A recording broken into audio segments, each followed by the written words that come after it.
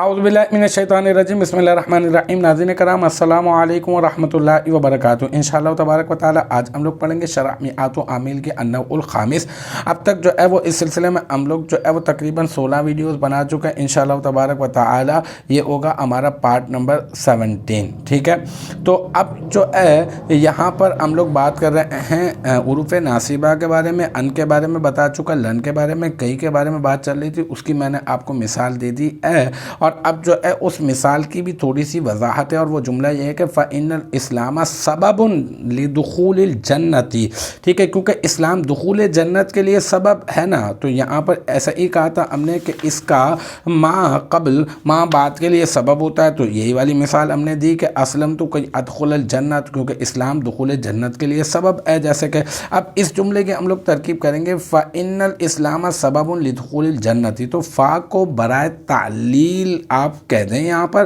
ٹھیک ہے۔ اور انا وہی جانا پہچانا حرف مشبہ بالفعل، اور آپ کو پتہ ہے حرف مشبہ بالفعل کے بعد اس کا اسم اور اس کی خبر تلاش کرتے ہیں، تو ہم لوگ الاسلامہ کو جو ہے وہ انا کا اسم بنا دیتے ہیں، پھر سبب لدخول الجنت، سبب ان کا تعلق پہلے آگے سے جوڑیں گے پھر خبر بنائیں گے، تو سبب ان کو ہم لوگ موصوف بنا دیتے ہیں، لام حرف جر، اور دخول یہ ہو جائے گا مصدر مضاف، اور الجنت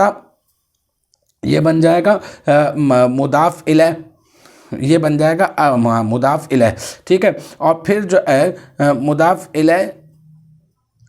دخول مصدر مضاف بن جائے گا، ٹھیک ہے۔ اور جو ہے نا الجنت جو ہے نا وہ بن جائے گا مضاف الیہ، پھر مضاف اپنے مضاف الیہ سے مل کر مجرور بن جائے گا، اور پھر جار اپنے مجرور سے مل کر، دخول مضاف اپنے مضاف الیہ سے مل کر مرکب اضافی ہو کر لام حرف جر کا مجرور، جار اپنے مجرور سے مل کر یہ بن جائے گا ثابتن اسم فاعل کا ظرف مستقر، ثابتن صیغہ واحد مذکر، اسم فاعل اسم ہوا ضمیر مرفوع متصل مستتر راجع بسوئے سبب موصوف اس کا فاعل، ثابتن کا فاعل، اور پھر ثابتن اسم فاعل اپنے فاعل اور ظرف مستقر لدخول الجنتی، یہ جو ہے ظرف مستقر ہے، پھر ظرف مستقر سے مل کر شبہ جملہ اسمیہ ہو کر یہ بن جائے گا کیا،